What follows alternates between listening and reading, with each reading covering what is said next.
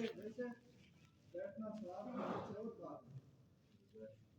لیکن آپ اس ارادے سے بیٹھیں کہ آپ کو قرآن مجید کے احکامات کا پتہ چلے۔ اب کتنی جگہ خطاب کرتا ہے قرآن مجید، اے ایمان والو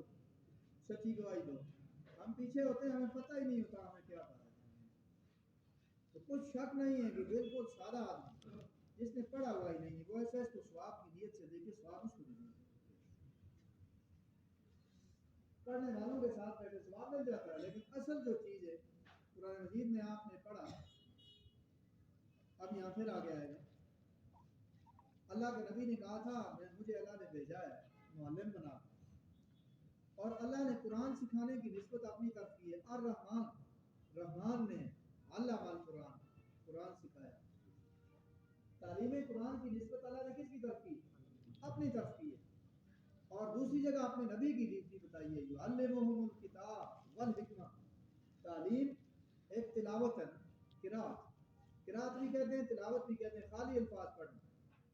لیکن تعلیم کتاب کا مطلب ہے کہ مقصد بتایا کہ اس آیت کا کیا مطلب ہے، رسول اللہ کے فرائض میں سے شامل ہے۔ اس لیے زندہ دلی سے قرآن سیکھیں۔ اور میں بار بار کہتا ہوں، جان بوجھ کے کہتا ہوں، وہ صوفی جو الگ ہٹ کے نفل پڑھ لیتا ہے ثواب اس کو مل گیا، لیکن اس سے کسی انقلاب کی امید نہ رکھو، یہ کسی باطل سے نہیں ٹکرا سکے گا اور یہ جان نہیں دے سکے گا۔ پڑھنے دو اس کو تسبیحات، ہم نہیں منکر تسبیحات کے،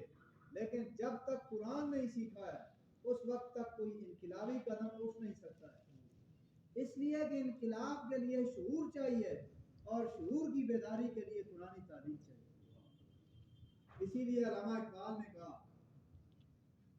گر تمہیں خواہی کہ مسلمان زیستم نیست ممکن جز بقرآن زیستم۔ اگر تو بحیثیت مسلم دنیا میں رہنا چاہتا ہے، کہتا ہے ممکن ہی نہیں کہ قرآن کے بغیر تو رہ سکے۔ اور اسی طرح ان کے بھی جو پیر تھے علامہ رومی، جلال الدین رومی، اگر آپ ان کو بھی پڑھیں قرآن کی دعوت ملے گی۔ اور اللہ بخشے جن لوگوں نے جس کھاتے میں محنت کی ہے ان کو یاد نہ کرنا بھی ستمگری کی ہے۔ اللہ بخشے ڈاکٹر اسرار کو 40-50 سال تک اس نے ایک ہی دعوت دی تھی، اور ان کا بھی انداز یہ تھا، سیدھا سیدھا ترجمہ کر کے عوام کو قرآن کے نزدیک لاؤ۔ تو آپ کے پاس بھی وہ حضرات جن کے پاس کچھ تھوڑا بہت وقت ہو تو آڈیو بھی ہے، میرے خیال میں ویڈیو بھی ہے، اور وہ لگا کے سن لیا کریں اور قرآن مجید کی تلاوت اپنے لیے لازم کر لیں۔ اللہ توفیق دے۔ ایک ہی آیت پڑھیں گے، اعوذ باللہ من الشیطان الرجیم، بسم اللہ الرحمن الرحیم۔ وَلَئِنْ أَتَيْتَ الَّذِينَ، اور اگر آپ لے آئیں، یعنی یہ پیارے نبی، الَّذِينَ أُوتُوا الْكِتَابَ، اہل کتاب کے پاس، بِكُلِّ آیَاتٍ، ساری نشانی، یعنی اپنے برحق ہونے کی آپ ساری نشانیاں لے آئیں، اس قبلہ کے صحیح ہونے کی ساری نشانیاں لے آئیں۔ پیارے پیغمبر مَا تَبِعُوا قِبْلَتَکَ، آپ کے قبلہ کی تابعداری یعنی منہ ادھر نہیں کریں۔ وَمَا أَنْتَ بِتَابِعٍ قِبْلَتَهُمْ، اور آپ نہیں ہیں تابعداری کرنے والے ان کے قبلے کی، آپ نہیں ہیں ان کے قبلے کی تابعداری کرنے والے۔ وَمَا بَعْضُهُمْ بِتَابِعٍ قِبْلَةَ بَعْضٍ، اور ان میں سے بھی بعض کے قبلے کی طرف منہ کرنے والے نہیں ہیں۔ اس کی میں وضاحت بتاتا ہوں۔ وَلَئِنِ اتَّبَعْتَ أَهْوَاءَهُمْ، آپ اس کو خاص غور سے یاد رکھیں۔ اور اگر کا مطلب یعنی ایسا ہو تو نہیں سکتا، لیکن بالفرض اگر آپ تابعداری کریں ان کی خواہشات کی، من بعد ما جاءک من العلم، آپ کے پاس علم یعنی قرآن آنے کے بعد اگر آپ ان کی بات مانیں، انک اذا لمن الظالمین، یقیناً تب کا مطلب اگر ایسا ہو جائے، تب کا مطلب یہ نا کہ جب ایسا ہو تو تب، اگر آپ ان کی خواہشات پر چل پڑیں، قرآن ایک طرف رہے، انکا اذن،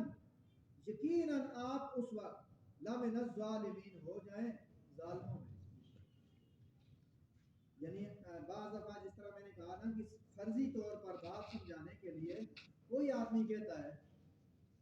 اگر میرا بیٹا بھی ایسا کر لے تو میں اسے زندہ نہ چھوڑوں، تو کیا مطلب ہے؟ بیٹا تو پیارا ہوتا ہے، اولاد پیاری چیز ہوتی ہے، لیکن یہ کہنا کیا مطلب ہے؟ کہنے والا یہ کہنا چاہتا ہے کہ یہ جرم میں کسی کو بھی معاف نہیں کرتا۔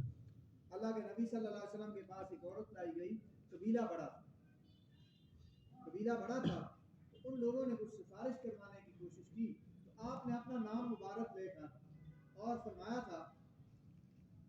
کہ واللہ لو سرقت فاطمہ تو بنت محمد, میں بھی نہیں کہا, اس کو اپنا نام مبارک لیا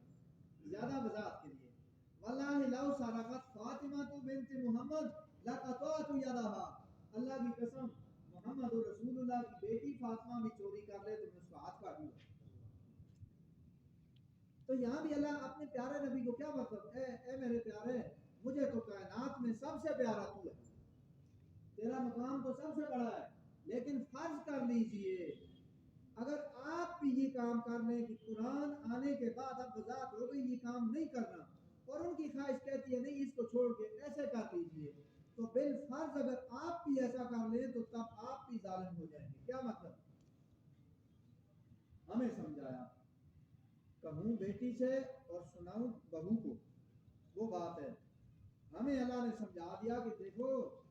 میں نے تمہیں سمجھا دیا, میرے پیارے سے بالفرض یہ بات ہو جائے, میں اسے نہ چھوڑوں, تم کس بات کی ہوئی؟ تم جاتے ہو کہ وہ امریکی قانون اور وہ افریقی قانون اور وہ فرانسی لا اور یہ لو اور وہ لا, کوئی لا ماں نہیں ہے. مسلمان کے لیے ایک ہی لا ہے, لا الہ الا اللہ, اور اس کی تشریح ہے محمد رسول اللہ. انہوں نے جو قرآن دیا ہے اس کے علاوہ مسلمان سے دوسرا قانون قبول ہی نہیں. بات سمجھا؟ اچھا ابھی آیت کی تھوڑی سی وضاحت. آیت میں یہ بات کہی گئی ہے, اے پیارے ان میں ضد ہے, اہل کتاب میں کیا ہے, یہ جو کہا نا آپ سورے دلائل لیں, مثال کے طور پر آسمان پھٹے, فرشتہ سامنے آ گئے نے کہے یہ محمد رسول اللہ خاتم النبیین ہے اور ان کی مانو, اور آخری قبلہ اللہ نے کہا ہے, فرشتے سامنے آ کر کہیں آخری قبلہ ادھر مقرر ہوا ہے, یہ اللہ نے کیا ہے. اللہ فرماتے ہیں میرے پیارے ماننی انہوں نے پھر بھی نہیں. کیا مطلب ہے؟ لوگوں کو سمجھایا ان کا انکار کسی غلط فہمی کی وجہ سے نہیں ہے, ان کا انکار ضد کی وجہ سے, اور ضد کا علاج اس دنیا میں نہیں, کل اللہ ہی فیصلہ کرے. اس کے بعد اگلی بات جو یہ ارشاد فرمایا, آپ بھی ان کے قبلے کی تابعداری کرنے والے نہیں. کیا مطلب؟ اب ظاہر بات ہے جب اللہ نے قبلہ یہ مقرر کر لیا, وہ منسوخ ہو گیا, تو آپ تو اس کی تابعداری. ایک بات دوسری اس میں یہ بھی ہو گئی, بالفرض اگر ایک دنیا آپ ایک حق کا کام کرتے ہیں, ساری دنیا مخالف ہو جاتی ہے, تو اس وجہ سے کہ دنیا نے آپ کا ساتھ نہیں دیا, آپ اپنا صحیح طریقہ چھوڑ کے ان کے ساتھ ہونے کی اجازت. پھر اس کے بعد مثال چلیں اگر آپ کا انہوں نے ساتھ نہیں دیا, ان کا آپس میں کون سا اتفاق ہے؟ یہود نے بیت المقدس میں جسے وہ گنبد صخرہ اس کے نیچے چٹان ہے صخرہ جس کو یہ کہتے ہیں, ان کے خیال میں داؤد علیہ السلام نے اس پر وہ کی تھی, نماز پڑھی تھی یا کیا, اور آخر میں یہ کہتے ہیں ہمارا نجات دہندہ بھی اسی پر آ کر بیٹھے گا اور اس پہ تخت رکھے گا. انہوں نے اپنا قبلہ اس پتھر کو بنایا ہے, اور جو یہ عیسائی ہیں انہوں نے مشرق کی طرف, جہاں ان کے خیال کے مطابق عیسیٰ علیہ السلام کی پیدائش ہوئی ہے, جسے وہ بیت اللہ کہتے ہیں, تو وہ منہ اس طرف کرتے ہیں. تو اگر نہیں آپ کا ساتھ دیا تو یہ کون سے آپس میں ایک, تو اس لیے کسی کی طرف مت دیکھیے. اب ان باتوں کے ضمن میں مجھے اور آپ کو کل جیسے ہم آگے قیامت کے نزدیک جا رہے ہیں, عجیب فتنے سیاسی سطح پر, عالمی سطح پر, یہ عالمی نظام وہ عالمی قانون, ہمیں ایک ہی بات سمجھائی ہے کہ دیکھ لو ابراہیم کا طریقہ, ساری دنیا چند آدمی اسماعیل علیہ السلام ان کے بیٹوں نے تھا, لیکن جب اپنا ملک عراق چھوڑا تھا اس وقت تو نہ بیٹے تھے نہ کچھ تھا, ایک بیوی تھی سارہ علیہ السلام, ایک وہ تھے لوط علیہ السلام ایک بھتیجا, یہ 3 آدمیوں کی اس وقت جماعت ہے, کل جہان میں مومن یہ تھی. کیوں نہیں دیا ساتھ کفر کا؟ اکثریت اور جمہوریت اور وہ میجارٹی دوسری طرف ہے. یاد رکھیں حق کے مقابلے میں میجارٹی کی کوئی حیثیت نہیں ہے, تمہیں اکیلا رہ کے مر جانا پڑتا ہے, تمہارے ساتھ تمہارا رب ہوگا, کفر اور باطل کے ساتھ سمجھوتا نہیں کرنا, بس یہ. اور آخر میں آ کر فرض کے طور پر, آپ سے پیارا تو مجھے کوئی نہیں, آپ سے عظیم کوئی بھی نہیں ہے, لیکن فرض کیجئے آپ سے بھی یہ جرم ہو جائے تو میں آپ کو معاف. مجھے اور آپ کو سمجھا دیا کہ یاد رکھو سب کچھ معاف ہو سکتا ہے, کفر کے ساتھ سمجھوتے والا اور حق کو چھوڑ کر صرف دباؤ کی وجہ سے کافرانہ پالیسیوں کا احترام کرنے کی کوئی اجازت وَلَئِنْ أَتَيْتَ الَّذِينَ اور اگر آپ کے پاس لے آئیں نہیں غلط ہو گیا میں غلط ہو گیا اور اگر أَتَيْتَ الَّذِينَ آپ لے آئیں ان لوگوں کے پاس اوتوا الکتاب جن کو کتاب دی گئی بالکل لے آیا ہے ساری نشانیاں لے آئیں تابعوا قبلتک وہ نہیں پیروی کریں گے آپ کے قبلے کی وما انت بتابع قبلتہم آپ نہیں ہیں تابعداری کرنے والے ان کے قبلے کی وما بعضهم اور نہیں ہے ان میں سے بعض تابعداری کرنے والے قبلۃ بعض دوسرے بعض کے قبلے کی تابعداری کرنے والے وَلَئِنِ اتَّبَعْتَ اور بالفرض اگر آپ تابعداری کریں اہواءہم ان کی خواہشوں کی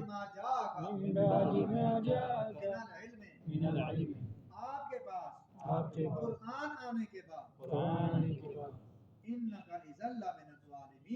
اذا لمن الظالمین تب آپ یقیناً ہو جائیں نا انصاف اگر رسول اللہ کو اجازت نہیں ہے تو ہمیں قرآن و سنت چھوڑ کر کسی کالے قانون کو ماننے کی اجازت ہے لیکن آپ جا کے دیکھ لیں عدالتوں میں فلاں بینچ نکاح طلاق خلا میراث چند ابواب کے علاوہ چند چیپٹر کے علاوہ باقی ساری عدالت میں قانون کیوں انگریزوں میں انگریز ہمارا کیا لگتا ہے کیا ہمارے بڑے انگریز ہیں لیکن ہم اپنی جگہ پہ نماز روزہ کر کے بہترین بیغم لاتے دراز کر کے سوتے ہیں یاد رکھیں یہ جائز نہیں ہے اپنی صدر اس وقت ہم کیا کوشش کر سکتے ہیں حکومت سے نہیں ٹکرا سکتے لیکن ہم یہ کوشش پہلے ہم خود تو سمجھیں اب دیکھیں آج آپ نے یہ آیت پڑھی ہے کم از کم جتنے لوگ بیٹھے ہیں ان کو اتنا پتہ چلا ہے کہ قرآن کے ہوتے ہوئے ہمیں کسی دوسرے نظام پہ چلنے کی بالکل کوئی ہمارے لیے کوئی گنجائش ہے ہی نہیں کم از کم شعور تو بیدار ہو گیا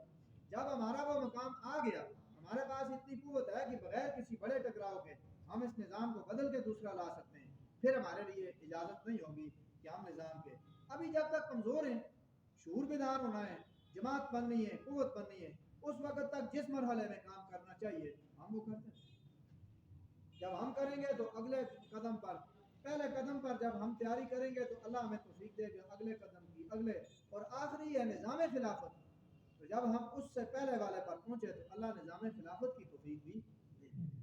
الحمدللہ اللہ جوانی میں برکت عطا فرمائے اللہ ہمارے علم میں بھی برکت عطا فرمائے اللہ برکت والا اور نافع علم عطا فرمائے ہم اپنے مسلمانوں کو فائدہ پہنچائیں ہم مسلمانوں کی خدمت کریں ہم ان کے لیے باعث راحت بنیں اللہ ہمیں ایسی توفیق عطا فرمائے ہم سے کسی مسلمان کو کوئی تکلیف پہنچے ہمیں اللہ اس سے محفوظ فرمائے اللہ ہمارے تمام مسلمانوں کو صحت عطا فرمائے خاص طور پر ہمارے جو نوجوان ہماری مائیں بہنیں ہمارے بزرگ اسپتالوں میں جہاں جہاں بھی بیمار ہیں اللہ ان کو صحت کاملہ عطا فرمائے اللہ شفاء عاجلہ نصیب فرمائے اور موت تک دائم رہنے والی صحت عطا فرمائے صحت والوں کو اپنی صحت کی قدر نصیب فرمائے سبحان ہمارے جتنے بھائی باہر ملکوں میں اللہ ان کو بھی گمراہی سے بچائے اور اللہ تقوی والی اور نمونے والی زندگی عطا فرمائے